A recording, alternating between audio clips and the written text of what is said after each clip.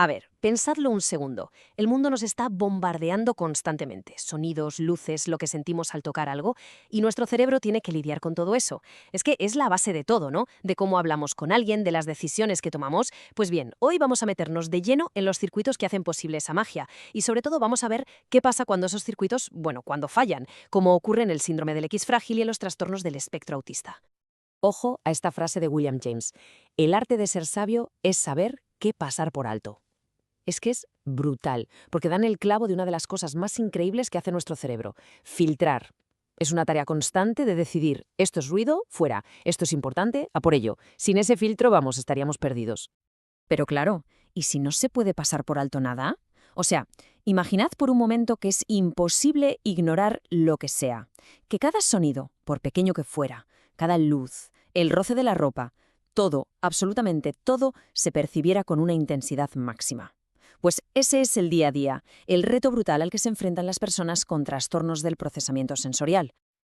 Vale, vamos a ver cómo funciona este filtro.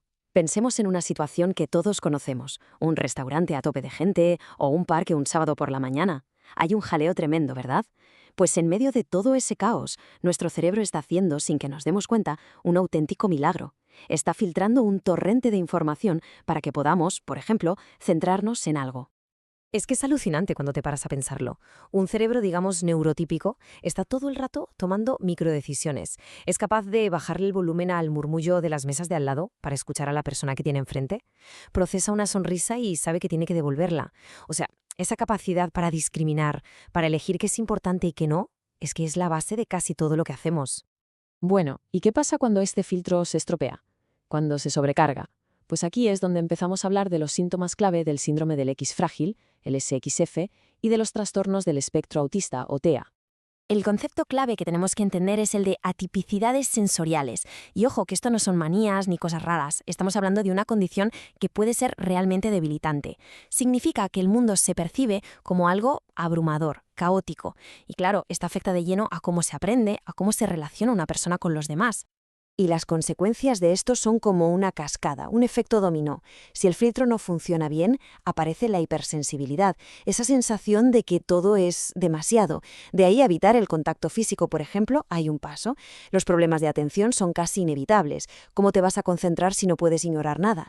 Al final, limitar las interacciones sociales o crear rutinas muy estrictas se convierte en una forma de intentar poner orden en ese caos. Pero claro, todo esto genera muchísima ansiedad. Vale, pues ahora vamos a bajar un nivel. Vamos a meternos en las tripas del cerebro, a la neurociencia pura y dura, para entender cómo funciona este filtro. Y la palabra clave aquí es equilibrio. Un equilibrio muy, muy delicado. Todo se reduce a un tira y afloja constante en el cerebro. Por un lado, tenemos la excitación, que son las neuronas diciendo «acción, pasa la señal». Es lo que nos permite procesar información. Y por otro, tenemos la inhibición, que es el freno, las neuronas diciendo «para, no pases esta señal». Este freno es lo que nos permite filtrar el ruido. Para que todo funcione bien, tiene que haber un equilibrio perfecto entre el acelerador y el freno. Y en este equipo de inhibición, en el equipo de los frenos, tenemos varios jugadores clave. A ver, están las células de parvalbúmina, las PB. Estas son, digamos, los frenos principales, los más potentes. Luego tenemos las células de somatostatina, las SST, que son más sutiles, actúan sobre las antenas de las otras neuronas. Y finalmente, unas muy especiales, las células VIP. Estas son, bueno, son un caso aparte, ya veréis. Aquí es donde la cosa se pone súper interesante, porque estas células VIP hacen algo alucinante. Inhiben a los inhibidores. Es como quitar el freno de mano. Imaginaos, llega una señal de alerta. ¡Boom! Se activan las células VIP. Estas lo que hacen es callar a las células PV, a los frenos principales. El resultado, las neuronas que dan la señal de acción tienen vía libre. Es la forma que tiene el cerebro de subir el volumen de repente, de ponerse en modo alerta máxima. Claro, la pregunta es, ¿y cómo se estudia algo tan increíblemente complejo? Pues aquí es donde los científicos necesitan pistas. Y muchas de esas pistas vienen de los modelos animales. En concreto, el síndrome del X frágil se ha convertido en una especie de ventana privilegiada para asomarnos a lo que ocurre en los TEA. ¿Y por qué el X frágil es tan importante para la investigación? Pues porque sabemos exactamente qué lo causa: la falta de una única proteína, la FMRP. Y como esta proteína es vital para que las conexiones entre neuronas maduren bien, el hecho de que no esté nos permite ver, como en un laboratorio, qué problemas de circuito se producen. Es una causa muy concreta. Y por eso, el ratón Knockout FMR1, un ratón modificado para que no tenga esta proteína, es una herramienta de investigación potentísima. Primero, porque su gen es prácticamente idéntico al humano, un 97%. Pero lo más increíble es que los ratones muestran los mismos problemas: hipersensibilidad, problemas de atención. Y claro, esto permite a los investigadores meterse hasta la cocina, estudiar los circuitos con un nivel de detalle que, por razones obvias, en humanos es imposible. Y lo que empieza a surgir de toda esta investigación es un patrón. Se ve que no es un problema aislado. Los mismos fallos de circuito, o muy parecidos, aparecen una y otra vez en los distintos sistemas sensoriales, tanto en los ratones como en las personas. Y eso, claro, apunta a que hay una causa de fondo, algo común que está fallando. Venga, vamos a verlo. Empezamos por la vista. Es frecuente que las personas con X frágil o TEA tengan problemas para detectar bien el movimiento o los contrastes, y cuando se estudia su cerebro se ve que hay una especie de hiperexcitabilidad. Reacciona de forma exagerada a los estímulos visuales. Y la conexión es clarísima. En los estudios con personas se ve esa señal eléctrica de demasiada actividad. Y en los ratones podemos ir al detalle y ver por qué. Los frenos, las neuronas PV, están como flojos, no funcionan a pleno rendimiento. Además, las propias conexiones físicas entre neuronas no llegan a madurar del todo. El resultado final, tanto en unos como en otros, un aprendizaje visual que no va como debería. De la vista pasamos al oído. La hipersensibilidad a los sonidos es quizá uno de los síntomas más conocidos y que más afectan en el día a día en el síndrome del X frágil.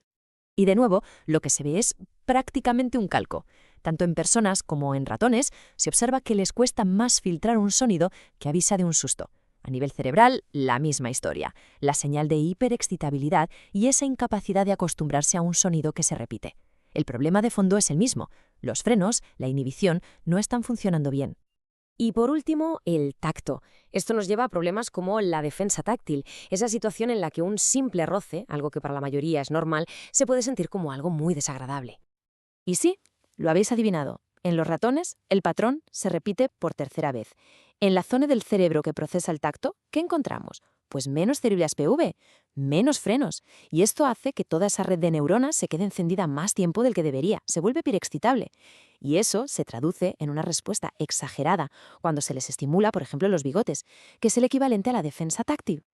Bueno, pues después de ver todo esto, ya podemos empezar a juntar todas las piezas del puzzle. Y sobre todo, podemos empezar a mirar hacia adelante. Lo que tenemos delante es la imagen de una tormenta perfecta, pero a nivel de circuitos cerebrales. Los frenos son débiles, las conexiones no maduran bien, la comunicación en la red está mal sincronizada, y al cerebro le cuesta un mundo separar lo importante del ruido.